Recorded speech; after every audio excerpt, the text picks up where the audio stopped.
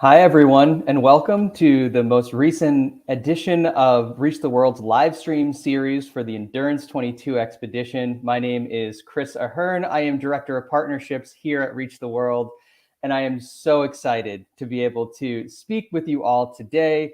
We have a really wonderful collection of media to share. We have a wonderful guest that I think all of you know pretty well, although he looks a little bit different than the last time we saw him. And we have some amazing student guests, and I can already see the chat filling up with all sorts of folks from all over the country and the world. So please, if you are watching us live, please tell us who you are, where you're joining us from. Very quick welcome to those of you who I've already seen in the chat. So welcome to those of you who are calling in or tuning in from Virginia, from here in New York City, from New Jersey, Connecticut, Brazil, the United Kingdom, and so many more places I'm sure you are. So please let us know and start getting those questions ready, because we have a really fun and wonderful opportunity. We have some amazing classrooms that are joining us. We are well represented with our friends from New Jersey, and we'll be bringing them in very, very soon. But before we go any farther, I'm so excited to be able to do this. I would love to welcome my friend, my colleague, Tim Jacob, onto the stream, mainly because, Tim, your background looks a little bit different. Tell us where you are. Hey, Chris. Hey, explorers. Wonderful to be able to connect with you again. Yes, I look a little bit different. You can tell that my background is a little different, and there's very good reasons for both of those things. It is such a delight to be able to see you all and to talk with you again today. For many of you, the last time we spoke, I was on the Agulhas 2, surrounded by the sea ice of the Weddell Sea, and we had just found the Endurance. Such a big moment. I'm still sort of buzzing from that excitement. And we were talking with Director of Exploration Menson Bound and AUV Supervisor Chad Bonin about the process of finding the Endurance 10,000 feet beneath us at the time. So a lot has happened since then. And I don't want to jump too far ahead, because I have lots of pictures and videos that I can share with you today, now that I'm back someplace where there's a little bit more internet connectivity, and I can sort of pick up where we left off from that journey and take us through some of the exciting things that have happened since then. So if we have my pictures queued up, I think I am ready to sort of dive right in.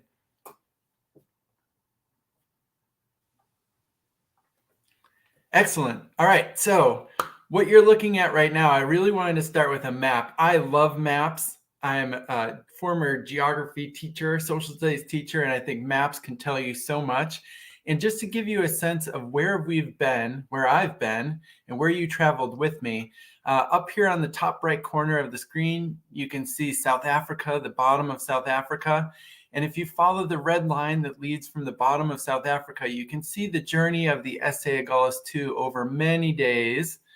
You can see at various points along that red line, there are date stamps: February 10th, 2022, February 11th, 2022. It shows you how far we made progress each day on our journey to the Weddell Sea.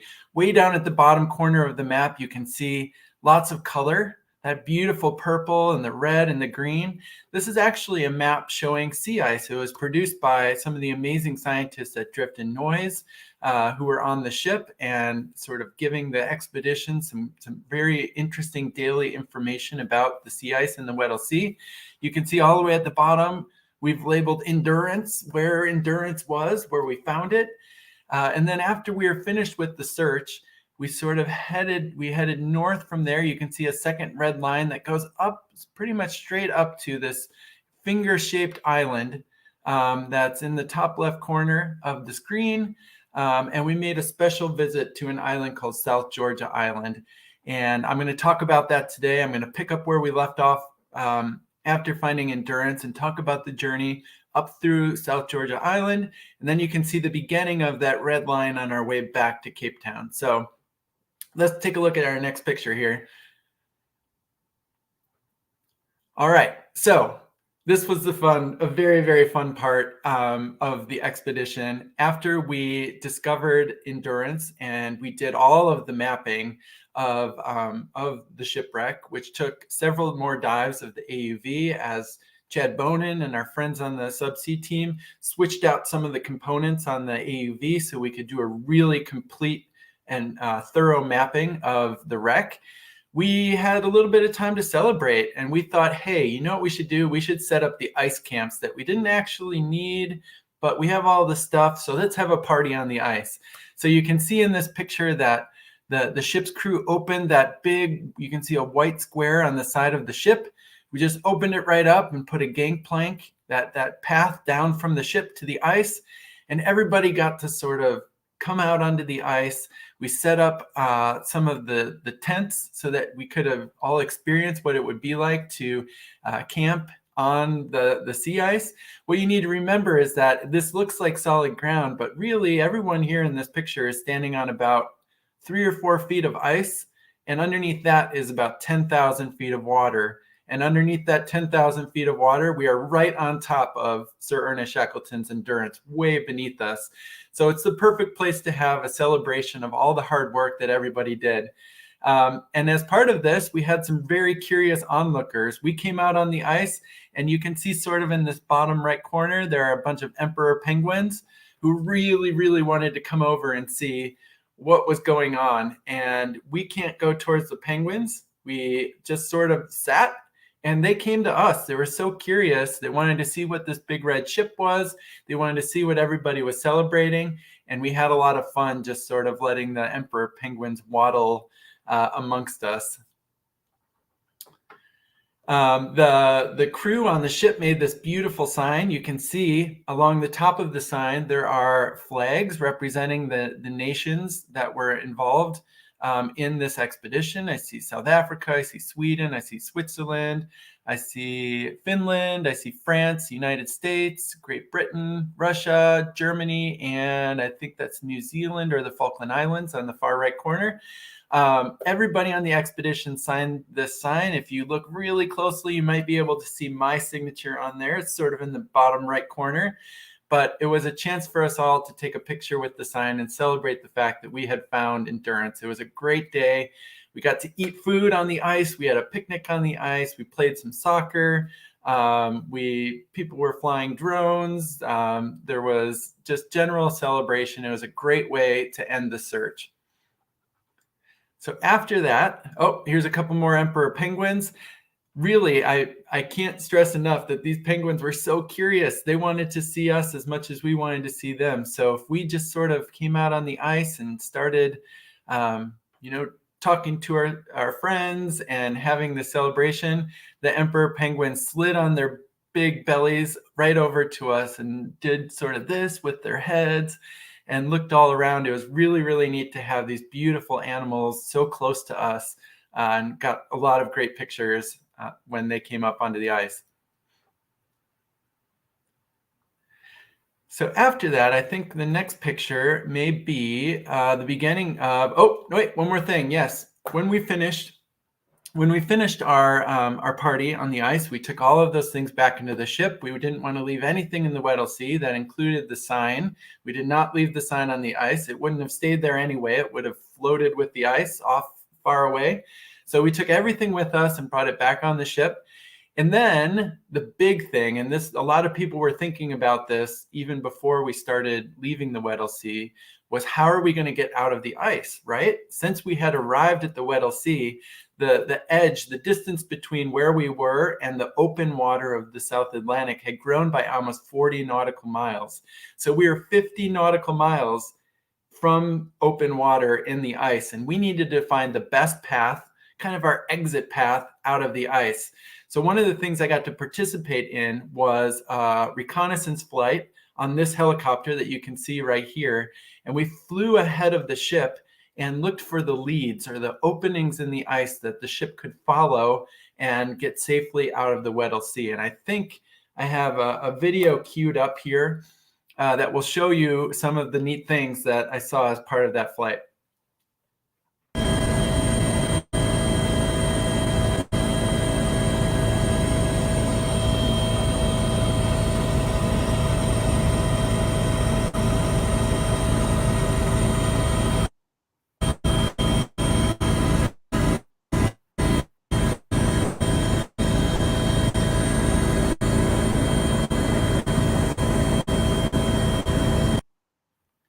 All right, so those of you who have been paying close attention will know that what we were circling in that picture or in that video was an iceberg, right? It broke off from the ice shelf of Antarctica and got sort of trapped in the ice flow of the Weddell Sea and was slowly melting and making its way towards the North Atlantic. So you can see there are areas that are a little bit darker that would represent a very easy path for the Aeschylus-II to break through on its way back out to open water. But we got to do some nice circling of these big, beautiful icebergs too. And it was really, really fun to fly in a helicopter with the really, really skilled pilots from Ultimate Heli, and also take Sealy. Sealy got to go on the helicopter too, and Sealy loved it, let me tell you. All right, so we successfully found our way out of the Weddell Sea. It was pretty easy, to be honest. There were lots of open leads. The Aeschylus-II is built for ice breaking. We got out after maybe a day or so back to the open water. And then we began our journey up to South Georgia Island. Now, why did we go to South Georgia Island instead of going right back to Cape Town? There's a good reason. And for those of you who have been studying Ernest Shackleton and the history of the Imperial Trans-Antarctic Expedition, you'll know that South Georgia Island played a very, very important role in his expedition and their rescue. So let's bring up the next picture.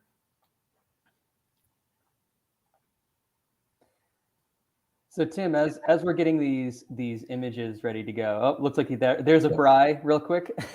Yeah, right. You know, the celebration did not stop as we traveled to South Georgia and then back to Cape Town.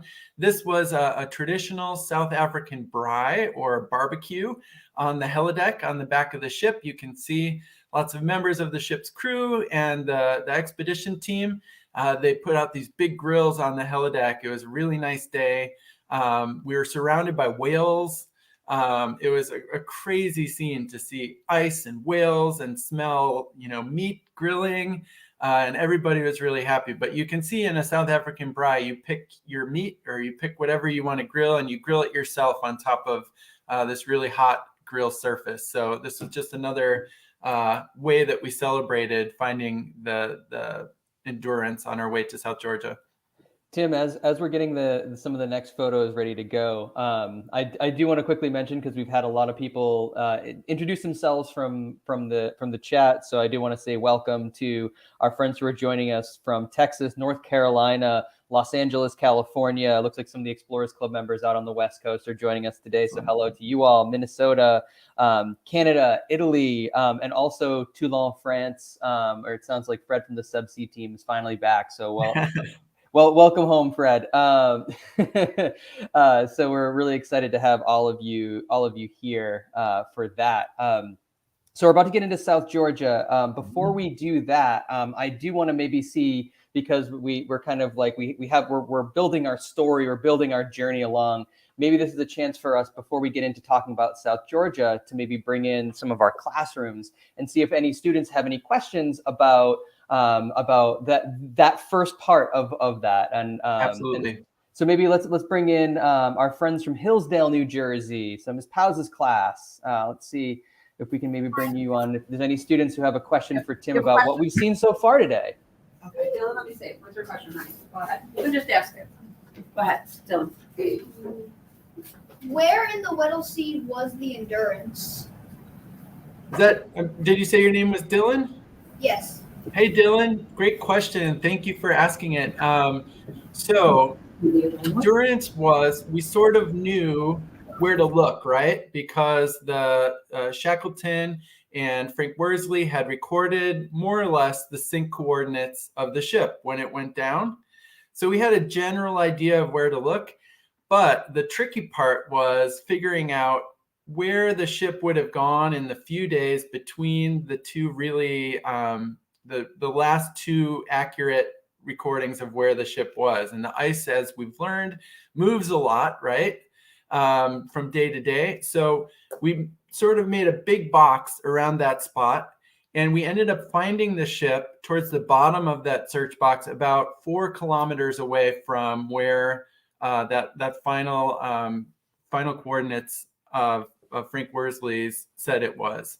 So he took those coordinates about a day after the ship sank, because there was no sun to take a sextant reading on the day that it actually sank.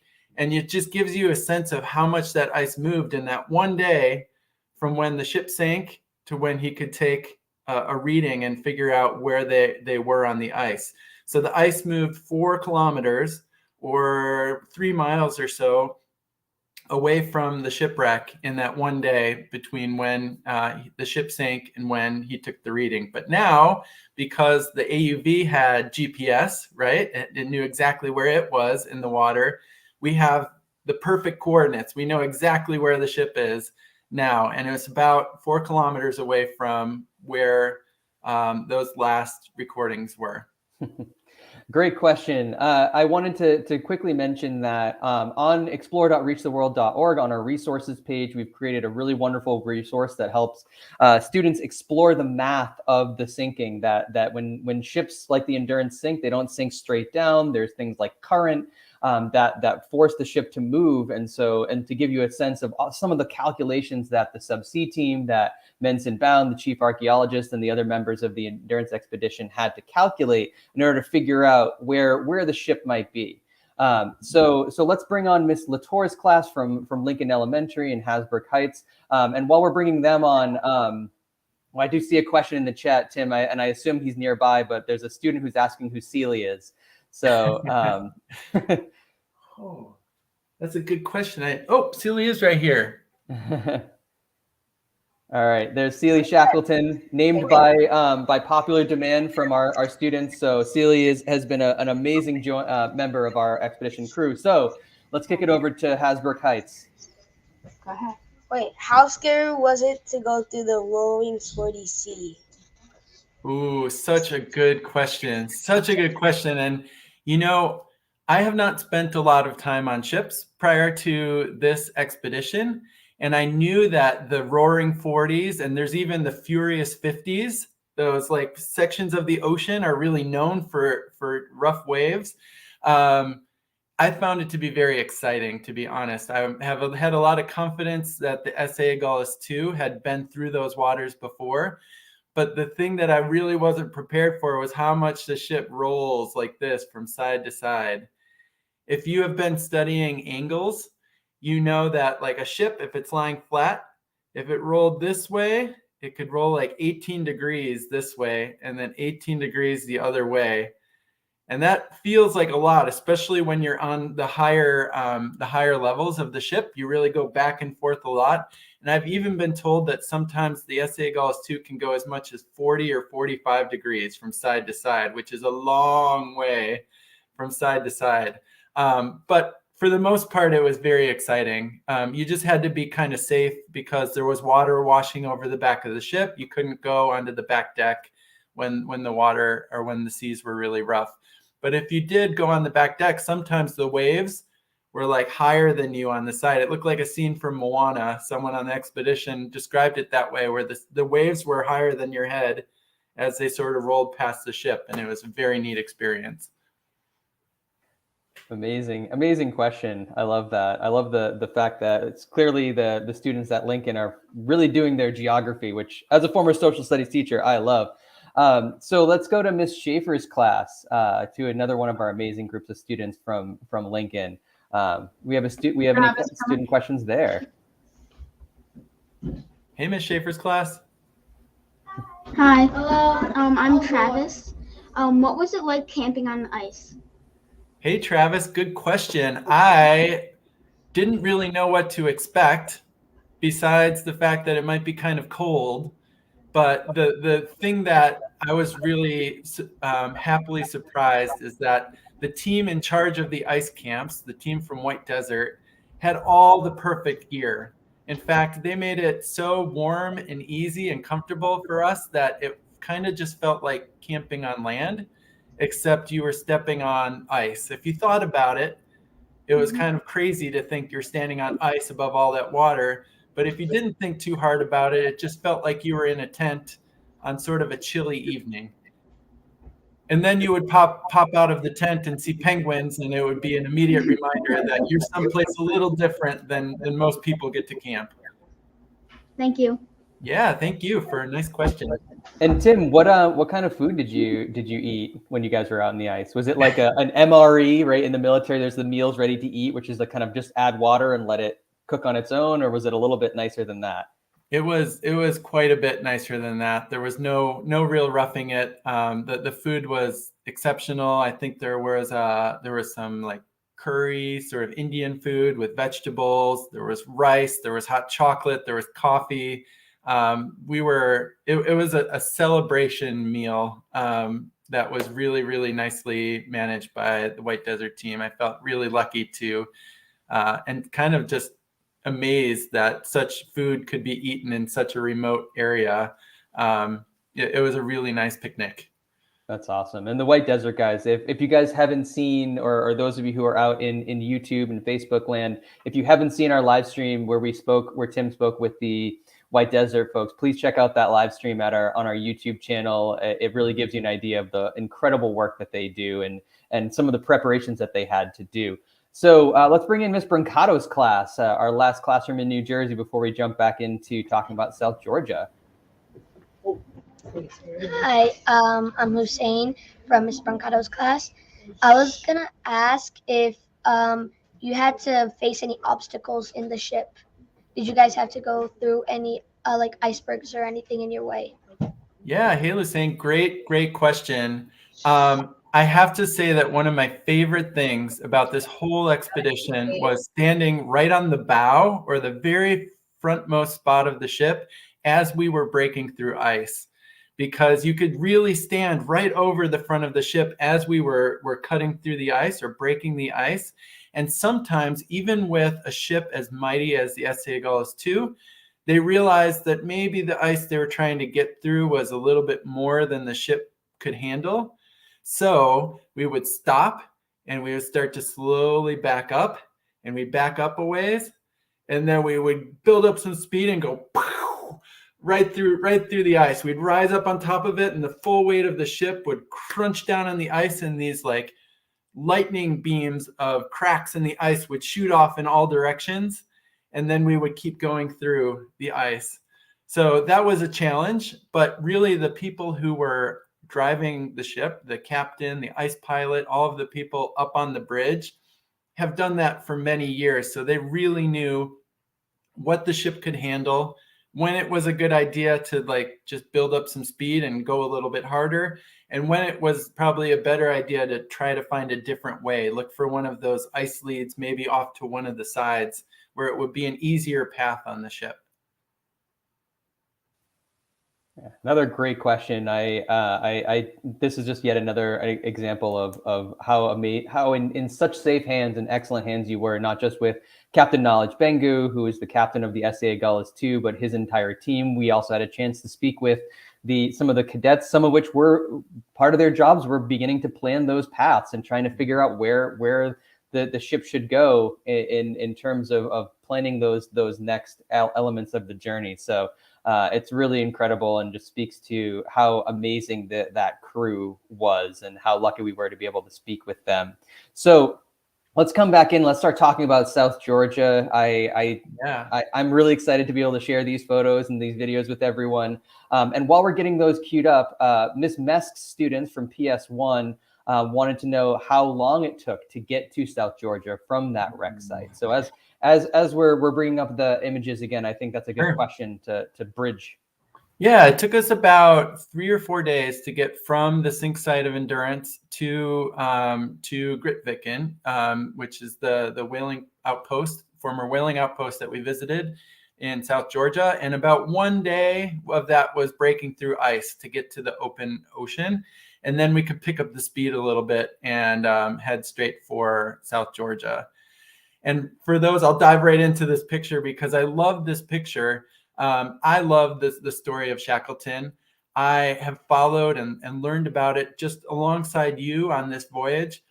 And one of the things that still amazes me is that Shackleton and the other people on the James Caird lifeboat found South Georgia. It's a pretty big island, but it would be easy to miss it if you didn't know where you were. They did not have GPS.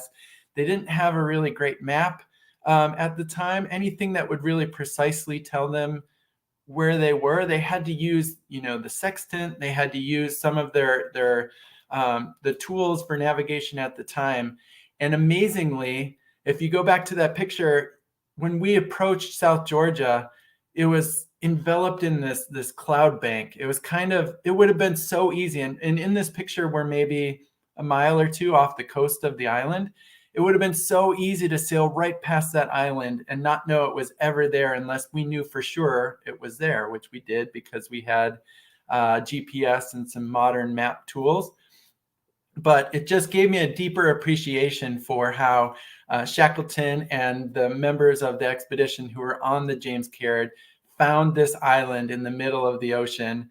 And one other thing before we move on to the next picture is in this picture, we were surrounded by whales, which is going to be an important fact as we go to the next picture, because this area is sort of known for hunting whales from long ago, but now it's overrun with whales, which is pretty cool. So when we got into, actually, you know what? There's a video queued up of the SA Agulhas 2 arriving in harbor in Grytviken that I think will give you a good sense of what it was like to pull into this magical island. It was absolutely beautiful, and words can barely describe it, but I think this video might help.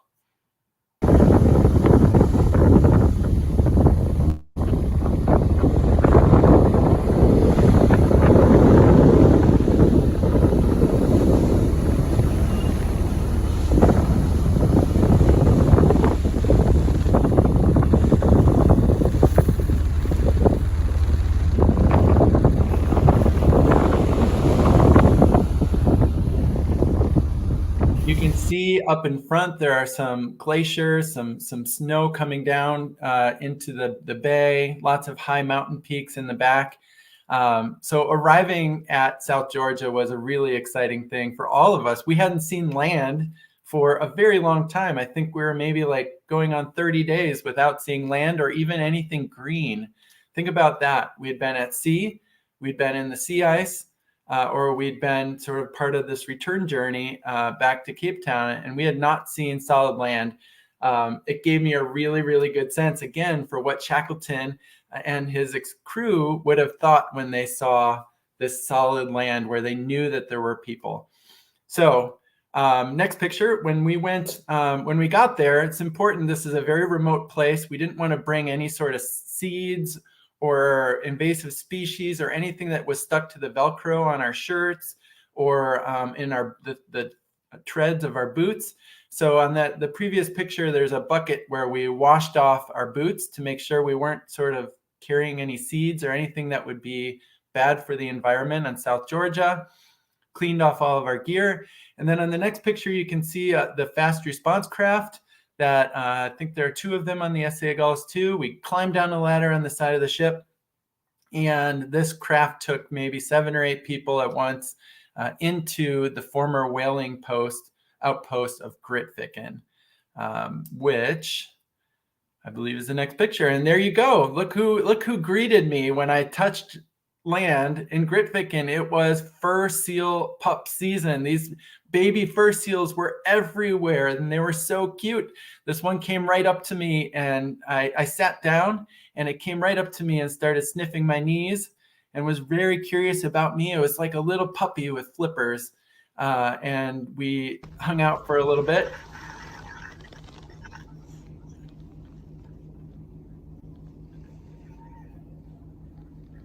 Isn't it cute? It was so curious in me and who I was, and we just sort of sat like this for a while.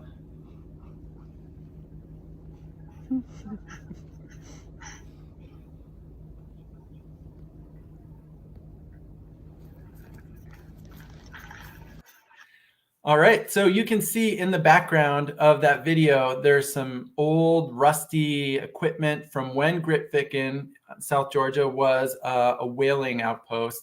And a whaling outpost is basically where people went out in ships and they hunted whales, and they brought those whales back to a place like Grytviken, where they would process the whales and melt down the blubber into the oil that could be used for lamps, could be used for heating homes.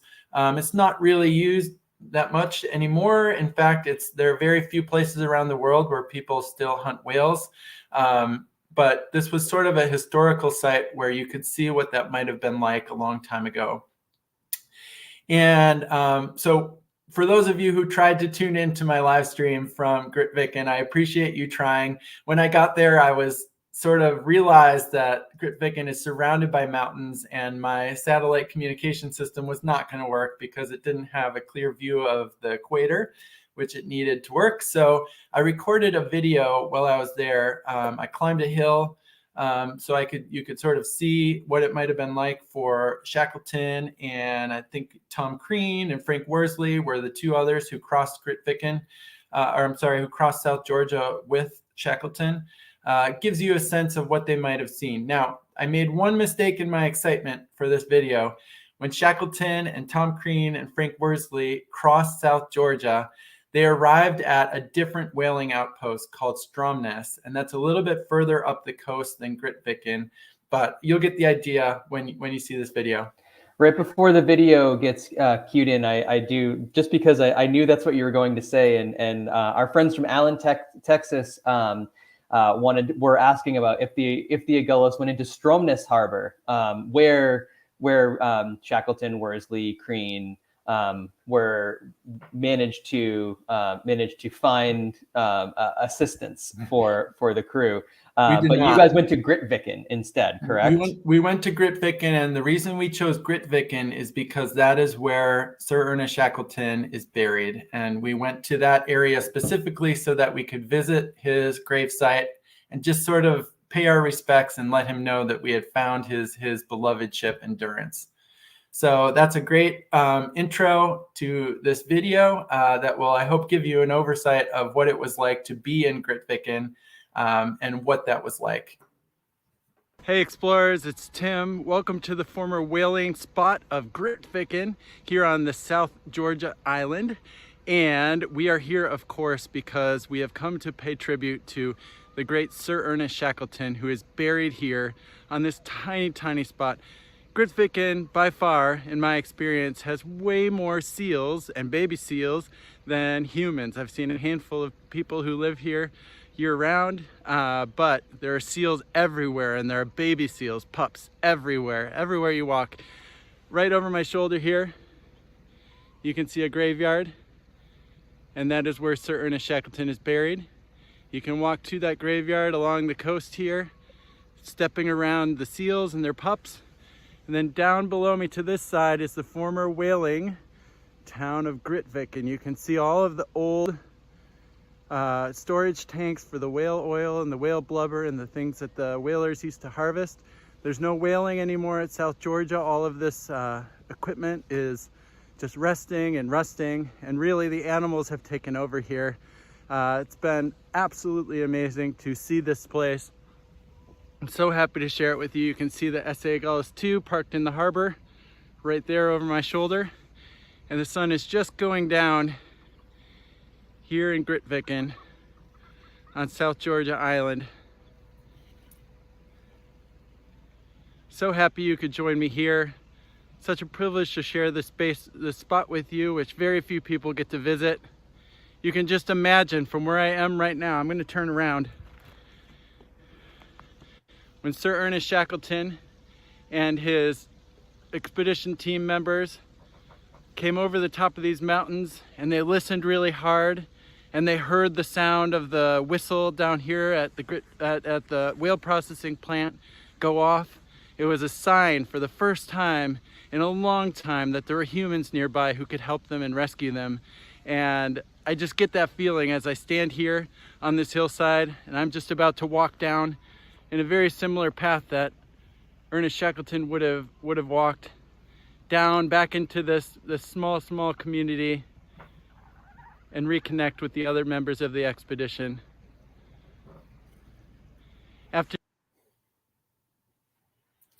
All right, so I hope that gives you a little overview of what it was like to be on at Grytviken. Again, Shackleton and his crew arrived at Stromness, which is a little bit further up the coast. But Grytviken, and you can see that rusty sort of former equipment from a whaling outpost, gives you a good sense of what they might have seen in Stromness when they came down out of those mountains. You could see I could barely speak myself, and I had just finished climbing up the hill so I could show you all of that. It was hard. It would have been very hard work, and it's a huge accomplishment that they crossed that whole island to find rescue in Stromness. And I think even though the place where you were describing the experience was not where it actually happened, but I think the fact that you can still imagine coming down a similar path into Stromness and that Shackleton and the small group of folks who were with him coming down absolutely exhausted and hearing that bell and being able to see signs of civilization for the first time. Especially because I think it's important to note, as we're seeing the amazing pictures of mountains and glaciers, that from accounts that we've read, Shackleton and his crew were probably the first people to actually cross the entire island of South Georgia in history. And it's not because they were explorers and they were looking to do one more thing. That was the only way that they could make it close to a group where people could end up rescuing the rest of their crew. So they made history in a lot of different ways, but it was by necessity. And I think that's a really important element to bring in here. And it's just so incredible that they were able to do that, because it looks exhausting now. Imagine doing it over 100 years ago. Yeah, they were really battling for their lives, and they were aware of the fact that the rest of their expedition team members were still on Elephant Island, and that if they didn't find help at the whaling station in Stromness, nobody was going to go back and rescue their expedition team members on Elephant Island. So they had a lot of motivation to keep going and accomplished an incredible feat. They were definitely the first to cross the interior of South Georgia. Yeah, absolutely. So I want to bring on our friends in Hillsdale again. Let's see if we can get another classroom from Ms. Pause's class, another student from Ms. Pause's class, to see if they have a question about maybe something that you've seen. So does anyone have a question in Hillsdale? Wait, you see you? Dylan, scoot over. Nope, the other way. I'm Renee, and was there a lot of ice when you were leaving South Georgia? I think I heard, was there a lot of ice as we were leaving South Georgia? Yes. Yeah, well, that was from Renee, by the way. Oh, hey, Renee. Yeah, great question. We had left behind the ice of the Weddell Sea probably 2 or so days earlier. Every once in a while, there were little pieces of ice that we saw. But once you get into those, like the furious 50s and the roaring 40s, like the ice sort of melts and disappears pretty quickly. I don't think it's unheard of that some ice would make it all the way to South Georgia from the Weddell Sea, but I did not see any that looked like it came from the Weddell Sea up in South Georgia. However, in the harbor of Grytviken, I saw some pieces of ice that had come down from the mountains of South Georgia. So the glaciers, the ice, the snow that originated in the mountains of South Georgia definitely sort of comes down into the harbor and breaks off into the harbor itself. So different sources of ice, and it was definitely cold enough still to support ice and snow, but not as much ice as the Weddell Sea. And that was actually a question that we were getting from the chat about air temperature and about ice forming in those places. And I know I can answer the first part, which was really, with the ice that is forming in the Weddell Sea, why isn't all of the ocean turning to ice? And it's that because of the salt, ice forms at ice freezes at a lower temperature than it does. So it's not at 32 degrees Fahrenheit like ice cubes that you put in your drink, but at a lower temperature. But tell us a little bit about maybe when you guys were maybe camping on the ice above the Endurance, what the air temperature was there, and then maybe also in South Georgia if there was a difference, because students are definitely interested in knowing what that weather was like. Yeah, the coldest day that we had in the Weddell Sea was somewhere around minus 30 Celsius, which is, minus 25 or so Fahrenheit. And that was mostly because of the wind. The wind, when it blew in your face, made it really, really cold. And those temperatures are definitely enough to freeze seawater. It can make seawater, if it's not moving around as much, start to freeze and create that ice pack that we saw in the pictures of the Weddell Sea, where we're able to camp on top of the ice. It was so thick. But as you get a little bit further north, the gyre, or the circular moving ice of the Weddell Sea, starts to send some of that ice up into the warmer latitudes.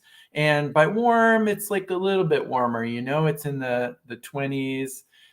It's right around the freezing temperature, but it's not cold enough to make moving water freeze into pack ice the way that it is in the Weddell Sea. So we could definitely feel, as we left the lower latitudes and as we left the Weddell Sea, the temperature starting to rise. I wouldn't say it was warm yet, but it was warmer to the point where water wanted to stay in its liquid form, and we didn't see as much ice or even really icebergs after a short while after leaving the Weddell Sea.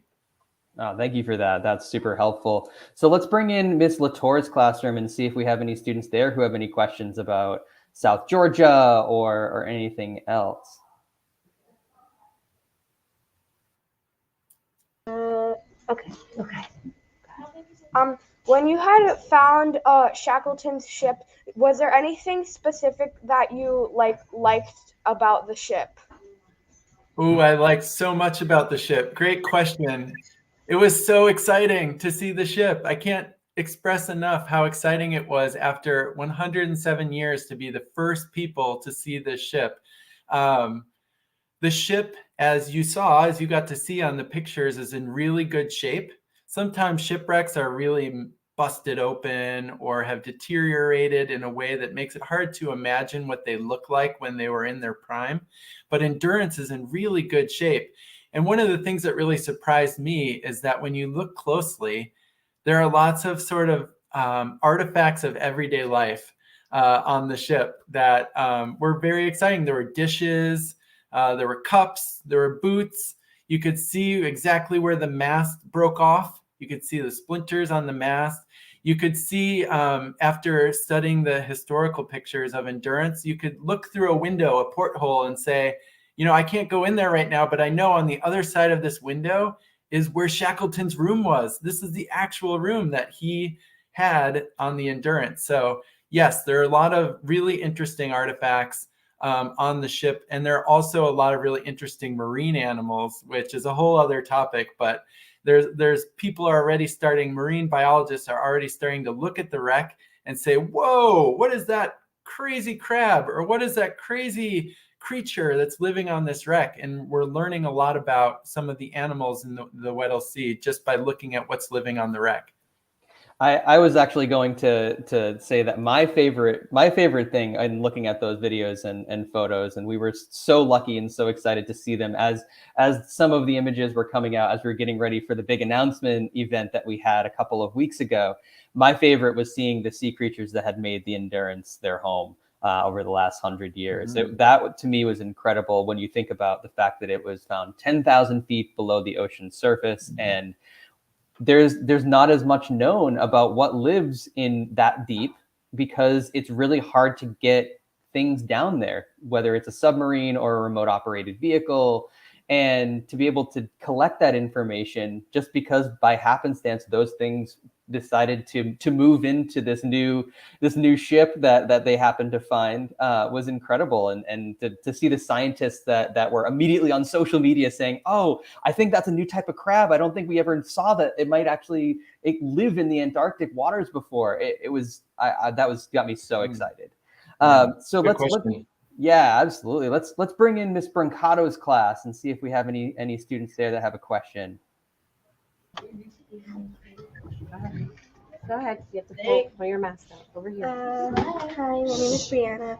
Loud. So when you guys were doing like the celebration, how did you guys feel like cold or like warm when you were like there? Yeah, great question, Brianna. Thank you so much for asking it. We really knew that it was going to be cold in the Weddell Sea. So everyone who was on the ship came prepared with the right clothing, the right gear to make it a really comfortable spot for us, we had windproof outer jackets. We wore lots of layers.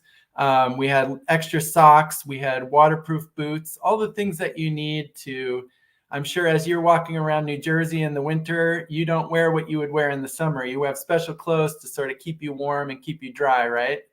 So we did all of those things, and we used that gear to really make us comfortable on the ice. It felt very comfortable. I was not uncomfortable at all. I could have stayed out there all day and not been too cold. And if I did get a little cold, I could just duck into that tent and get some hot chocolate or, something to warm me up a little bit. There was plenty of that. And I think I saw in Miss Brincato's class, I think that was Principal Colangelo who made an appearance. Can you hear me? Yep. So I just wanted to congratulate both of you, Tim especially being on the ship with this amazing find. We've been following you for a couple of years. We are big fans, and I am incredibly inspired by the discovery, and congratulations. Thank you so much. Thank you. Our students appreciate everything that you're doing, and so do I. Thank you so much. And Thank you. I know that especially we heard recently from our friends at Lincoln that they knew how long the expedition was going because they were noticing the length of your beard. So I think a lot of people got surprised because you're so clean shaven now. Yeah. So I skipping ahead a little bit, I came home and my kids sort of didn't recognize me with all my whiskers. So they went, and I have to say it feels really good to not have all the scratchy whiskers anymore.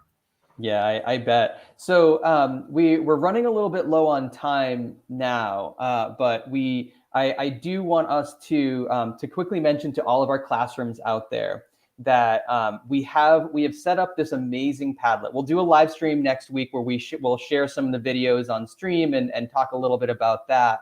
We'll do an event soon, but we want to make sure to get the classrooms excited about what this event is. So we want to put the questions out to you based on the questions that we ask of the crew. So we're gonna bring up the Padlet just in 1 second. We're not gonna be able to play any videos for time, but we want our students to contribute to the amazing reflections, because the expedition, we're seeing that members of the different expedition teams and the crew are home. And so before that happened, Tim did an amazing job. He collected, I believe, 30 videos of all the different members of the crew and of the expedition team telling us exactly what their favorite aspects of the expedition were, what they were planning on doing next. Some of them are going right off on another expedition. Some people are enjoying some well-earned time at home.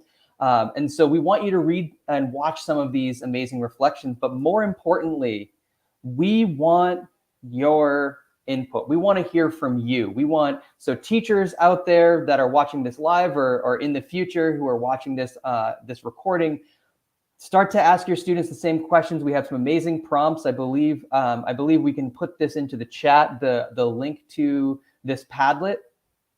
So I really would love for all of you students out there, start thinking about the reflections that you have from following this incredible expedition. Start thinking about the things that you really love, the things that you want to do next. Hopefully that some of you are thinking about, I want to be an ice pilot, or I want to be an expedition leader, or I want to be a subsea specialist and fly those ROVs.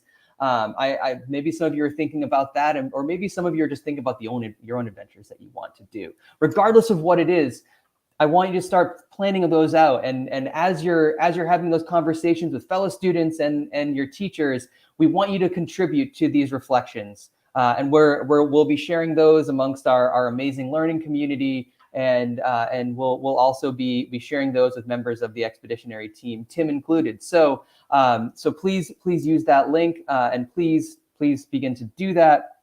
And so as we begin to wrap up, I would like to bring I know a couple of our classrooms had to had to run because it is getting close to lunchtime here, especially on the East Coast. So if we can bring in Ms. Pauz's class and Ms. Latour's class again, because we have to end every single Reach the World live stream with a really important send-off. So if we see lots of waving. Hello, everyone. So wonderful to see you. Let's unmute you all and end this properly.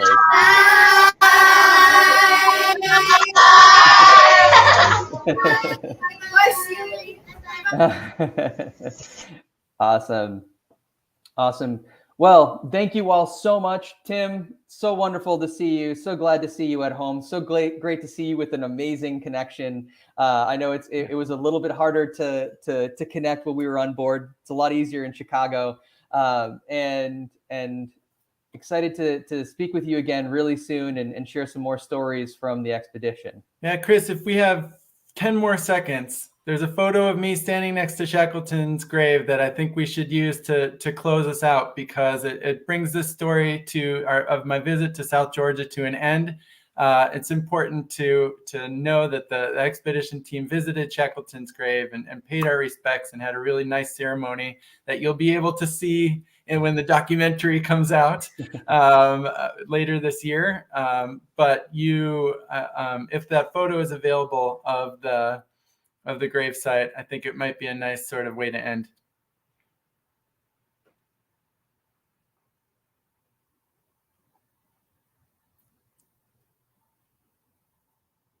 There we go. There's that. Look at that amazing gravesite. Fitting gravesite for an Antarctic exploration giant. A little bit of poetry on the back, exactly what you'd expect from Shackleton. And just a beautiful site where Frank Wild, his right-hand man, is buried right next to him in the same graveyard. So beautiful place. Seemed like a really nice place to be buried. And it was certainly a nice place to visit. So I loved my visit to South Georgia, and I love sharing it with you all today. Thanks for joining.